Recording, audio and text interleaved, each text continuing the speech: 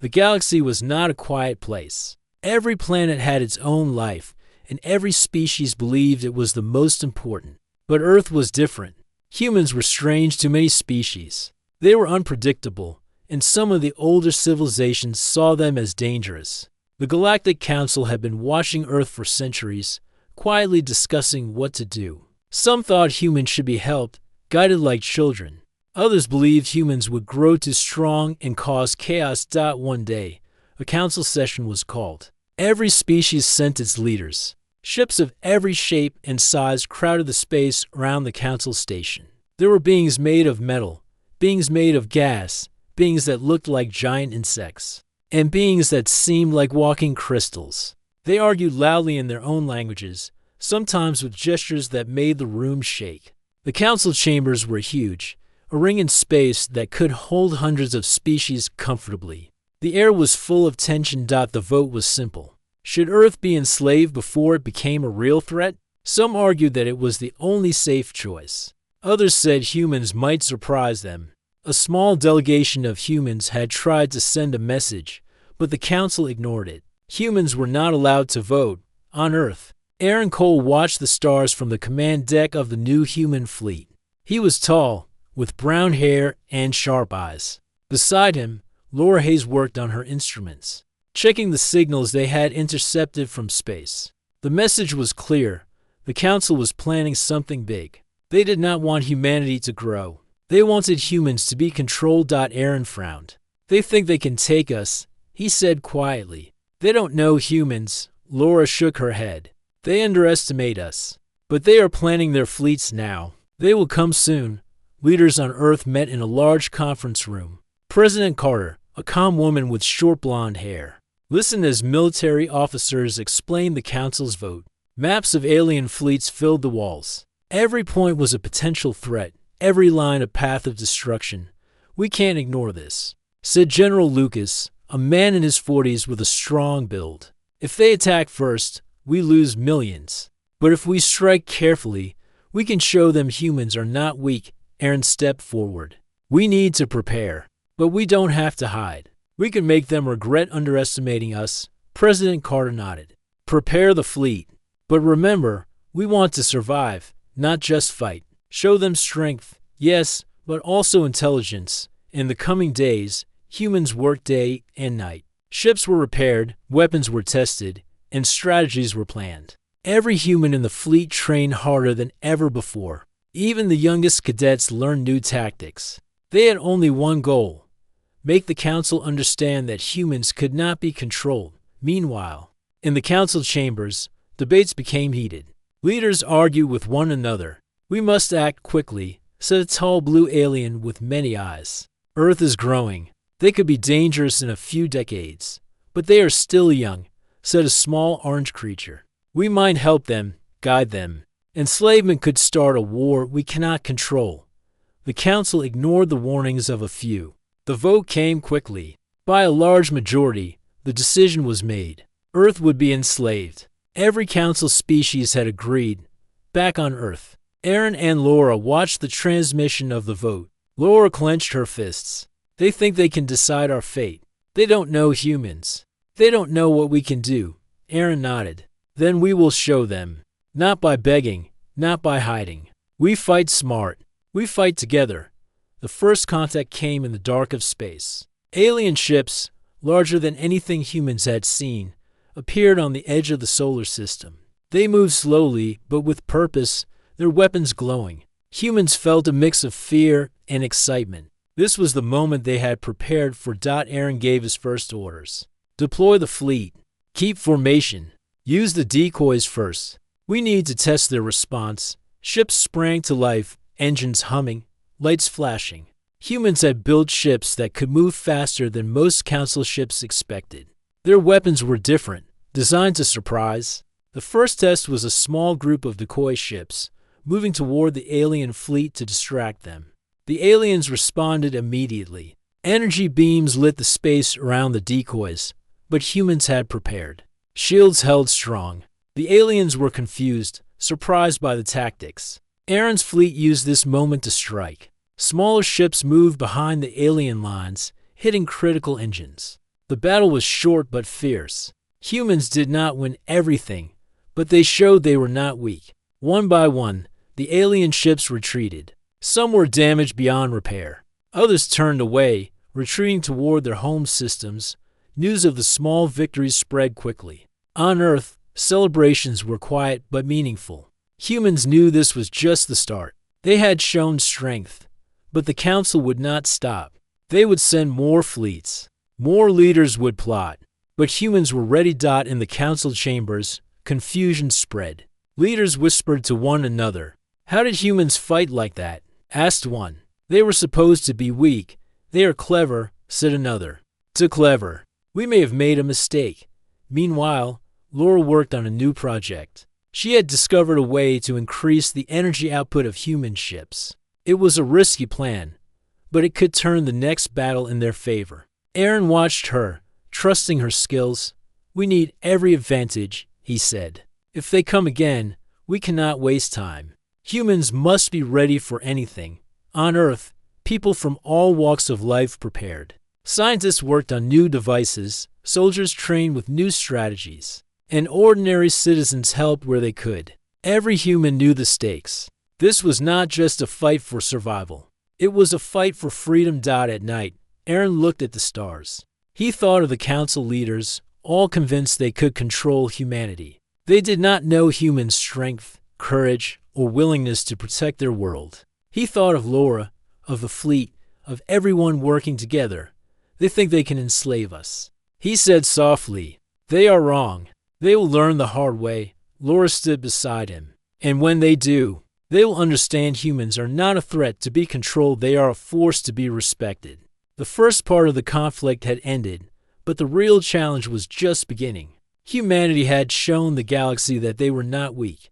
The Council would not stop, but humans had something the aliens did not: creativity, courage, and the will to survive. Deep in space, the alien leaders watched their fleets return. They whispered among themselves, fear creeping into their voices. Humans were not what they expected. They were dangerous, yes, but different. They were not ruled by fear. They were ruled by will. Aaron and Laura stood on Earth's observation deck, watching the stars. The fleet was ready for the next wave, and humans were ready to fight. Not for conquest, not for revenge, but for freedom. Every species in the Council had voted against them. Every species had thought they could be controlled. Now, it was time for humans to show what they were made of. The galaxy had underestimated Earth, and humans would make them pay, not with cruelty, but with the undeniable force of unity, intelligence, and courage. The stars were quiet for now, but soon they would roar with the sound of human determination. Aaron smiled faintly. "Let them come," he said. "We will not bow. We will not hide. We will survive." Laura nodded. "And one day, they will learn that humans are not to be enslaved, they are to be respected." The galaxy had made its choice. Humans had made theirs, and the future would never be the same again. Humans knew the Council would not wait long. After the first clash in space, reports showed that alien leaders were already calling for reinforcements. They could not ignore Earth now. The humans had proved they were strong and unpredictable. Aaron Cole stood on the command deck of the flagship, scanning the space ahead. He could feel the tension among the fleet. Every officer and soldier understood the danger, but they also understood the importance of the fight. Laura Hayes moved beside him, her eyes on the energy monitors. "The Council fleets are gathering near the Orion sector," she said. "They have more ships than last time, but our new energy system should give us an advantage." Aaron nodded. "We cannot wait for them to strike first. We take the initiative. Hit them where they least expect it." Orders were given. The human fleet, much larger now, moved quietly through the edge of known space.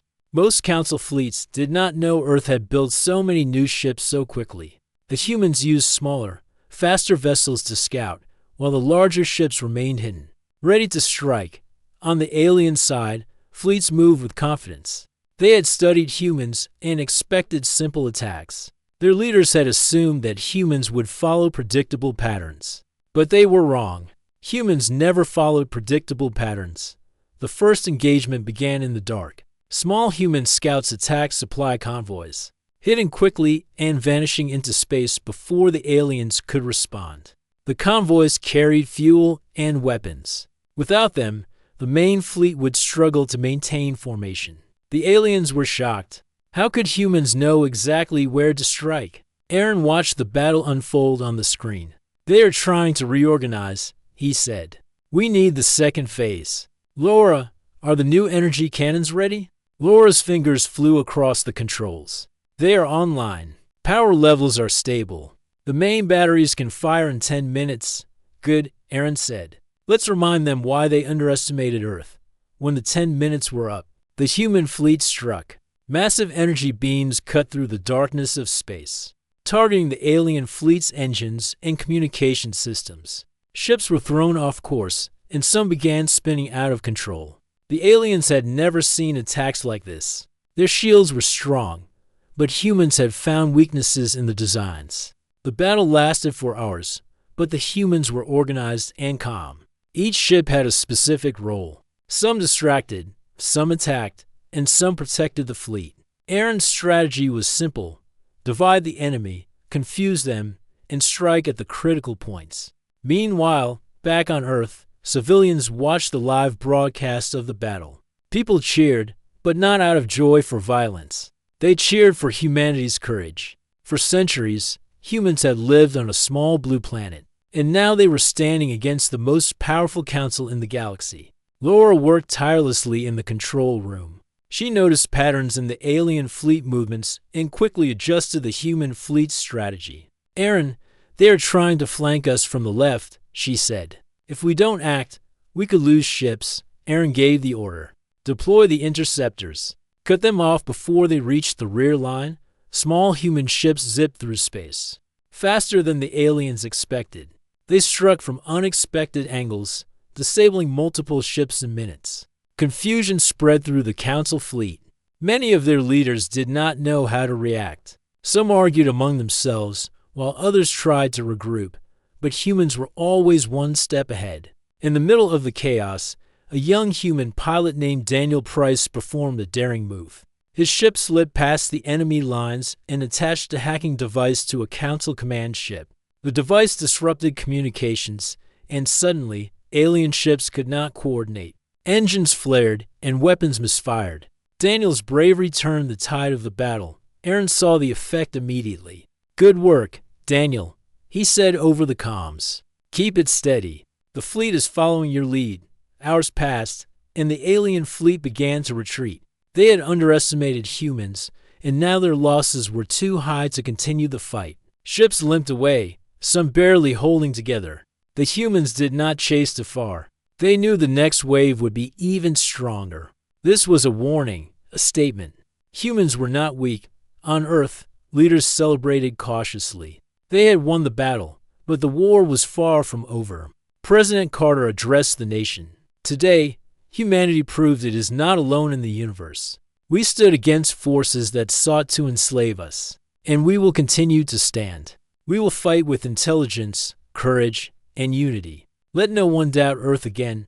Aaron walked through the fleet's corridors, visiting officers and soldiers. Everyone looked tired but determined. "We did well," he told them, "but the council will come back. They always do. We must be ready." Laura joined him, holding a small device she had been working on. "This can increase shield efficiency for the fleet," she said.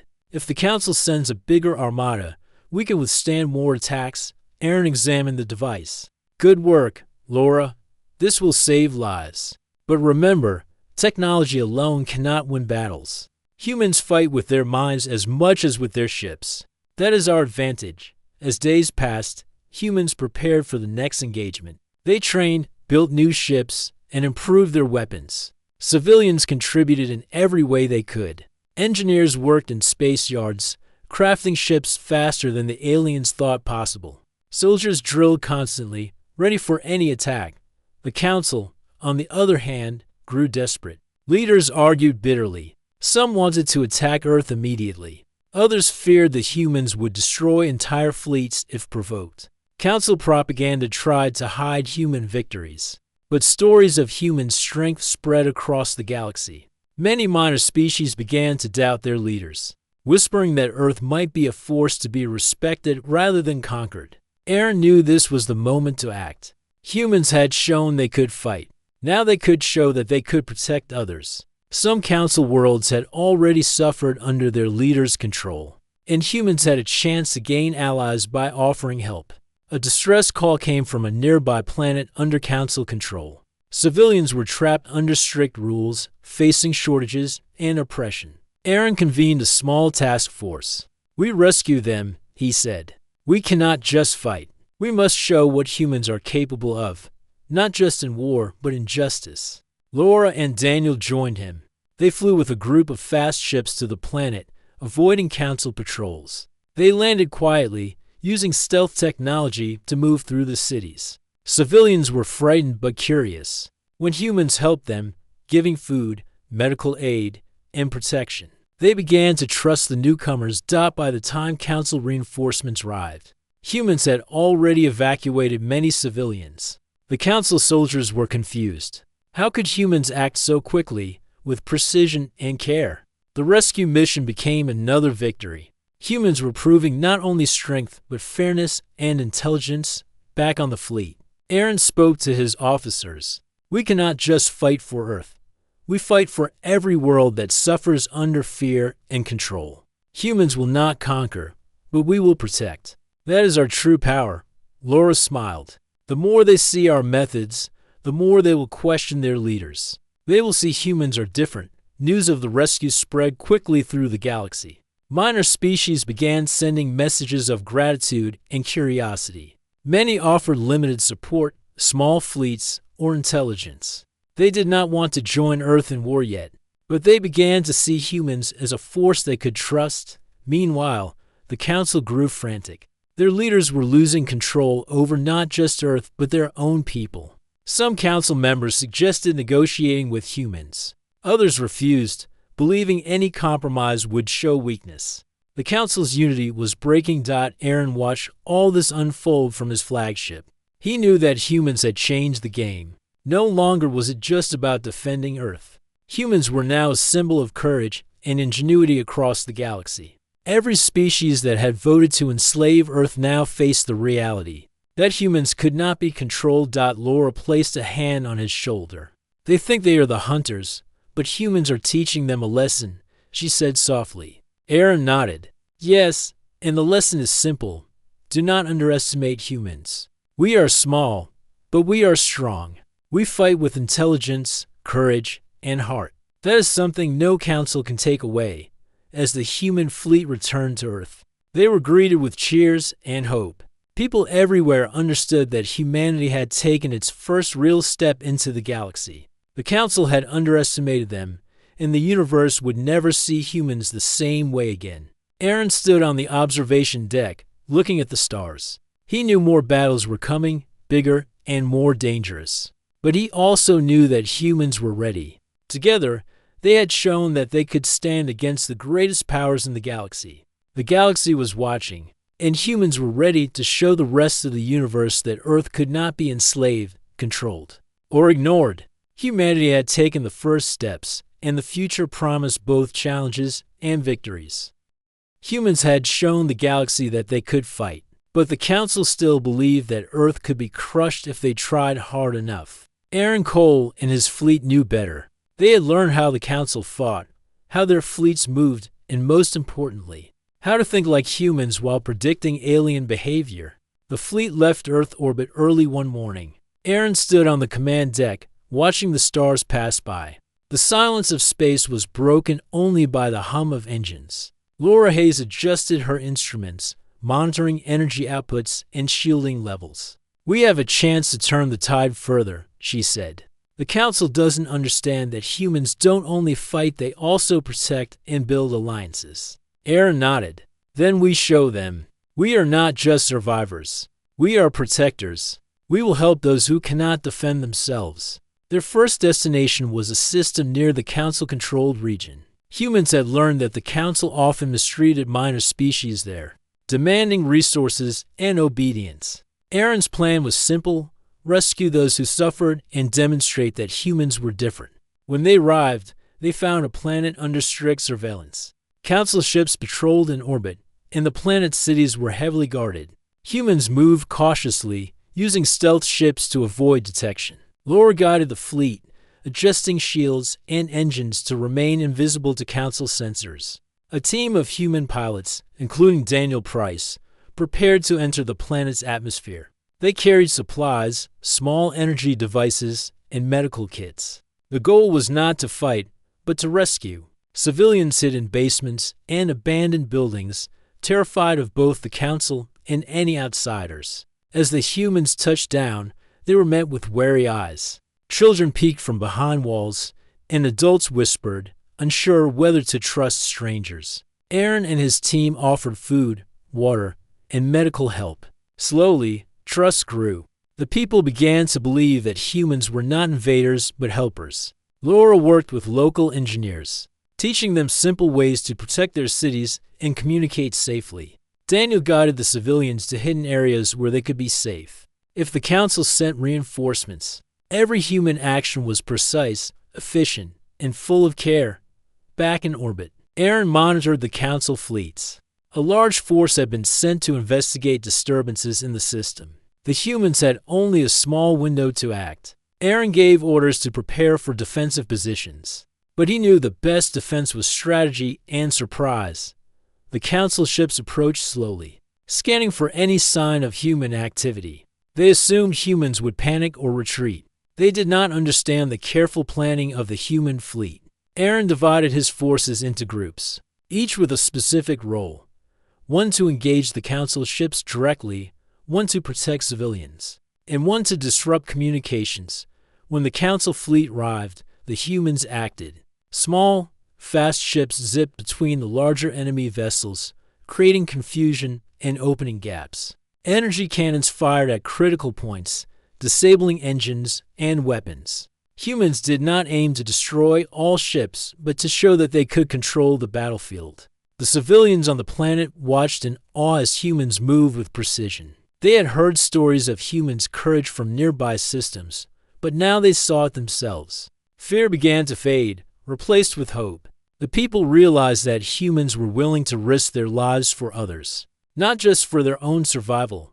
Aaron and Laura coordinated with incredible efficiency. Laura monitored the Council's communications, sending false signals to create more confusion. Aaron gave orders for controlled strikes and retreats, ensuring that humans always stayed one step ahead. Daniel and his team disabled Council command ships, further breaking the enemy's coordination. Hours passed, and the Council fleet began to retreat. Humans had shown that they could fight smart, protect the innocent, and disrupt enemy plans without unnecessary destruction. The minor species on the planet celebrated cautiously, grateful for the human intervention. Back on Earth, news of the rescue spread quickly. Humans realized that they were no longer just fighting for their own planet. They were becoming a symbol across the galaxy. Species that had once feared humans now began to hope that Earth could be a protector, rather than a conqueror.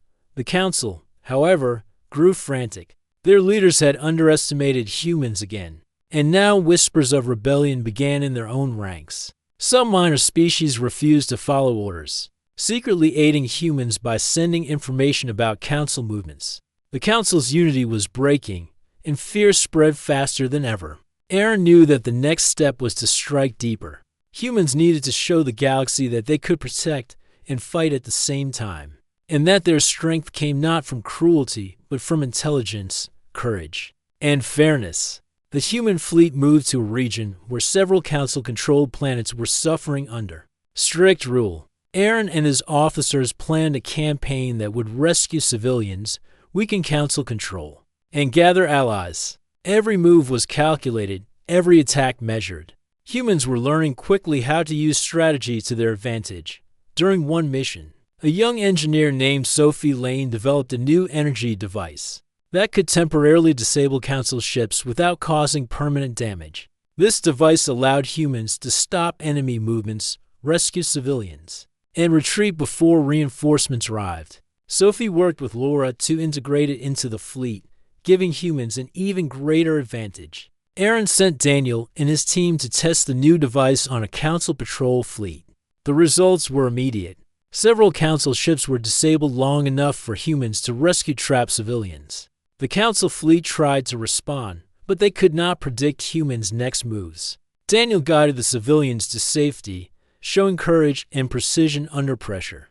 Back on the flagship, Aaron reviewed the reports. "Every mission we complete increases the galaxy's trust in humans," he said. "They see that we do not enslave, we do not kill without reason.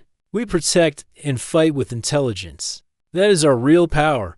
Laura smiled. "And the Council doesn't like it. Their leaders are panicking.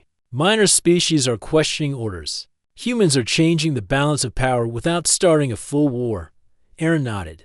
"We need to keep this momentum. Show them that humans are a force that cannot be ignored, but also one that others can trust. That is how we will survive and grow." As the human fleet moved from system to system, more species began to communicate secretly with Earth. They sent intelligence about Council fleets, planets in need, and Council weaknesses. Humans began to form alliances without even seeking them. The galaxy was slowly recognizing that humans were different from other species. During one mission, Aaron's team encountered a group of Council soldiers who had been abandoned on a planet due to poor planning. The soldiers were scared and tired. Instead of attacking, humans offered them aid and food. Some of the soldiers later joined humans' efforts, realizing that Earth's approach was unlike anything they had experienced before. This act of fairness spread quickly. Minor species across the galaxy began sending messages, asking for help or offering support. Humans had become a symbol of courage, intelligence, and justice.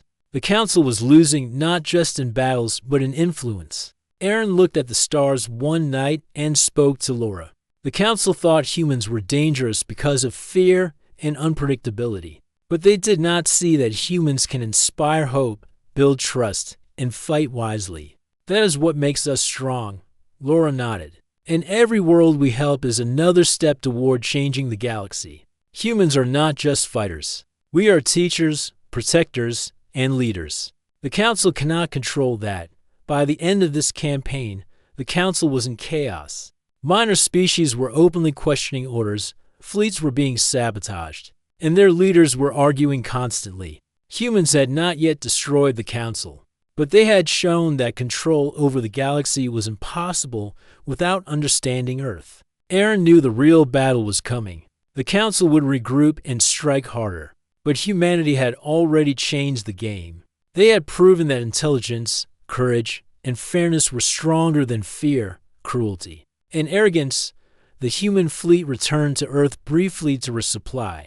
Civilians welcomed them as heroes, not because they had conquered, but because they had saved lives and shown the galaxy what humans were capable of. Children looked at the stars, dreaming of adventure, knowing that humans could stand against any threat. Aaron walked among the people, seeing hope and trust in their eyes. "We are not just defending Earth," he said softly. "We are showing the galaxy that humans are different. That is our true strength." Laura stood beside him, and the Council cannot take that away. They can try, but humans will always fight for what is right, not just for survival. That is something no one else can match. The galaxy was changing. Humans had begun to inspire, protect, and challenge the Council's authority. Every mission, every rescue, and every battle taught the galaxy that humans could not be controlled. The Council had voted to enslave Earth, but humans were teaching the universe that freedom, courage, and intelligence could never be taken. Aaron looked at the stars and smiled faintly. "Let them come. The more they fight us, the more they will learn. Humans are not weak. We do not bow. And we will show every species what true strength really means." Laura nodded. "And one day, the galaxy will understand that humans are not just survivors.